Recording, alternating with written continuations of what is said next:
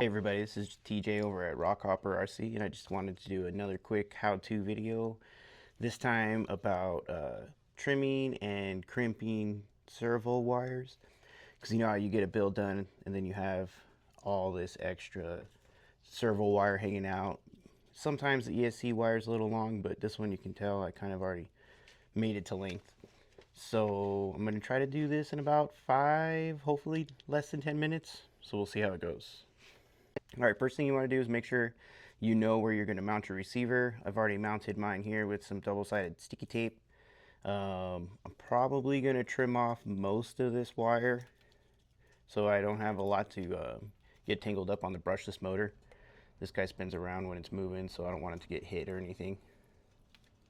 So it's a good idea to give yourself just a little extra room. I'll probably cut mine there and call it good. Let's see. You could always use flush cutters for this. And if you don't have wire strippers, I like a Quinn set from Harbor Freight. I think it's under 10 bucks and it usually goes on sale a lot. Usually they're 3 different colored wires, but on this Mia Servo, they're all black with a dirty signal wire, basically is what that is. Okay, so then you want to strip about 1/8 of an inch of the wire insulation off each wire. You can see I already did that one. Do about that one. These are the wire strippers I was talking about from Harbor Freight by Quinn. All right, so once you have it stripped, go ahead and twist all your wires together so you don't have a mess to deal with. It makes it a lot easier to put inside the crimp connectors for your JST servos. It's a little hard twisting these sometimes. Just do your best. If you need to, you can like twist the other wire at the same time to get it started. So a really good investment is a crimp kit. They come with the crimpers, all the connectors, and the different sizes you need for everything. These crimpers are very handy, especially on these little tiny wires. Let me see if I can get that to focus a little better. I like to use the B choice just because these are pretty tiny, 30 gauge wires, I believe. And you want to get the connector that comes in the crimp kit. I'll link it down below. So here's a good shot of the connector inside the crimper. You want the tabs pretty much flush on each side so that they get a good crimp. If not, you're not going to get a good wire connection and it'll probably be a pain to fit inside the connector. So when you're ready, just slide the wire you're trying to crimp inside the crimper. Make sure a little bit of the wire insulation is hanging off, and then don't pull it out like I just did.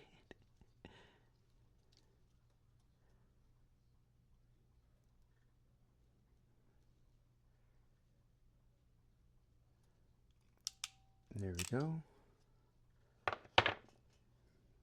Give it a nice little tug. Make sure you have a good crimp.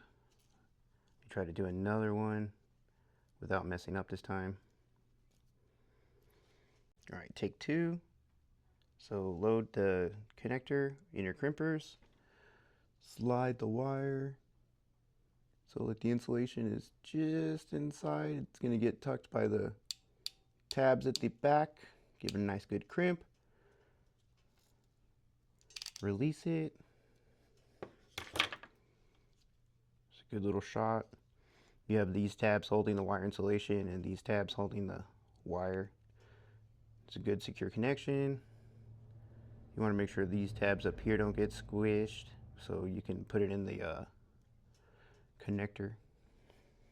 All right, and I'm going to try to zoom in for the last one so you can see a little better. These are pretty small wires. It's hard to do this on camera. You want to make sure you slide the wire in, overlapping just a little bit of the wire insulation. Give it a nice firm crimp. Don't mess up your other wires. All right, there we go. So you can see a little bit of the wire under these tabs right there, and then the insulation is being held with that tab right there. Not bad. Now all you have to do is grab your connector, put all the wires in order. Usually they click You can hear a little audible click when they seat all the way in. If you get the order wrong, you could always push the tab down and switch them around, but it's not too difficult to just follow the way they came. And there you go. All nice and connected. All right, and there you go. Here's the finished product right here. You can see the wires are a lot tighter. They're not in the way. They shouldn't rub on any of the drive shafts or the motor. I went ahead and glued this down.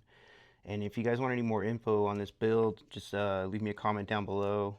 You can definitely save a lot of wiring if you buy a crimp kit and trim it down to what you need. So if you guys are interested, go ahead and like it, subscribe. I appreciate you watching. Sorry if I kind of ramble. I'm still new to this YouTube thing, but I'm working on it, doing my best.